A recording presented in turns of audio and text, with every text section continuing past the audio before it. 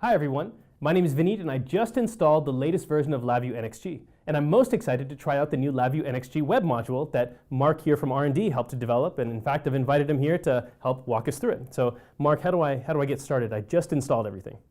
So the easiest way to get started with the web module is start building a Web VI. So we go and click on Launch Project and click on Web Application Project. This automates some of the steps required to get set up, and we can immediately start writing code. All right. And so this is just like a normal VI, but it's a special kind of VI, or how does that work? Yeah, it's a little bit of a special kind of VI because its front panel is actually an embedded web browser, and all of the controls that you're dropping onto that front panel are full HTML5 controls.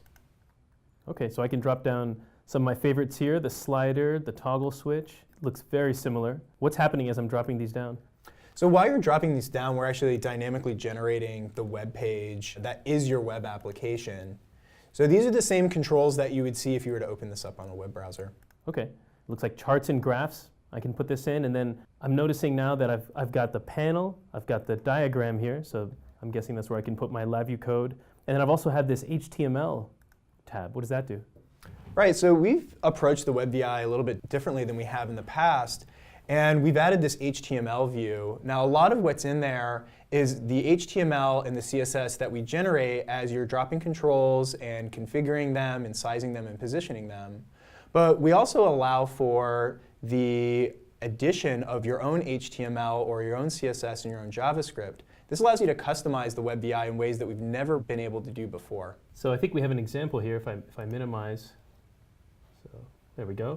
Yeah, so in this example, we have an embedded Google map. We don't actually have a map control that you can drop from one of our palettes, but using the HTML view, you can go in and add the embedded code required to show that map. And you can even add JavaScript to do more to interact with that map if you so chose.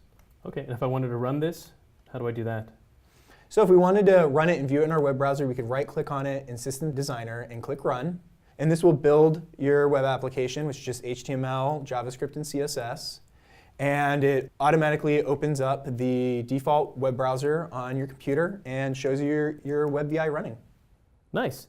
Now, I've wanted to do more with the web for a long time. In fact, I've used web panels in LabVIEW for a while, and I always had to include the LabVIEW Runtime engine or have other software installed. How does this work?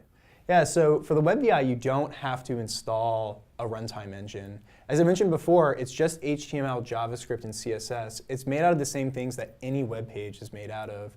And this allows us to run your G code, your VI, without having to install a plugin. And that's really powerful because many modern browsers don't even allow for the install of plugins. Oh man, finally. In fact, for years and years, we've been hearing from customers that they wanted to do this. Why is it taking so long? That's a really good question, and we've done a lot with remote monitoring for a long time, from software like Web UI Builder, remote front panels, of course, even Data Dashboard.